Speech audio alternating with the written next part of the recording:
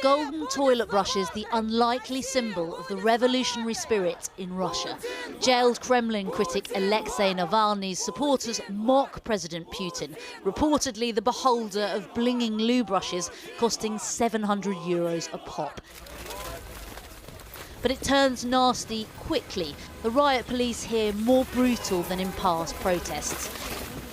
Navalny's arrest and imprisonment has unleashed the greatest wave of anti-Putin sentiment in recent years. And demonstrators are not backing down. No, I'm not afraid, because we are the majority and they are the minority.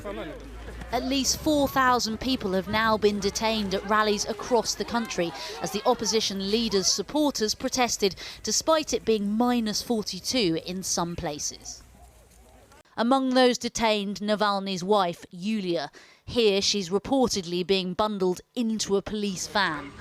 St. Petersburg looking more like a fortress today.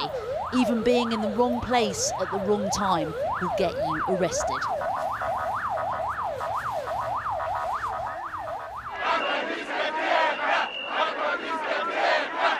The demonstrators' protest anthem, Aqua Disco, a reference to the water park inside Putin's supposed secret palace, revealed to Russia and the world in this documentary made by Navalny, which more than 100 million people have now watched.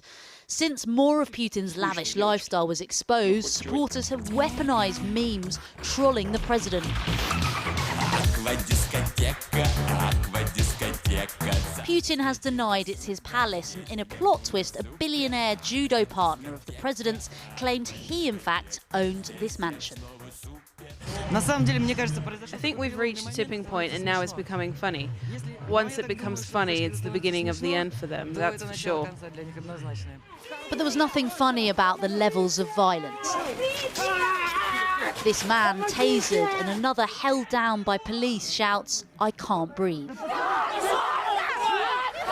A day of violence across Russia, which began with the serene scene of demonstrators dancing on ice. Supporters Putin calls terrorists and Navalny calls the soul of the country. And so the soul-searching goes on.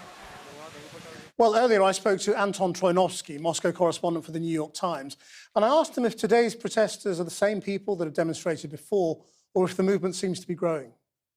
The people out there today were largely young people in their 20s and 30s.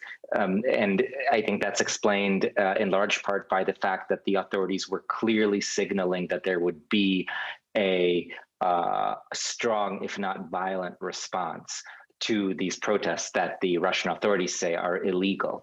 But overall, what's really important to note is that surveys showed that nearly half of the protesters out in the streets of Moscow this week and last week say they had not protested before this year. And what's unique too about these protests and the figure of Alexei Navalny is they're bringing in people from a broad cross-section of political movements and political persuasions. And so do you think this is different? You know, could this actually bring about any change? Well, the Kremlin is very much signaling that we should not, and the protesters in particular, should not expect these days to bring about change.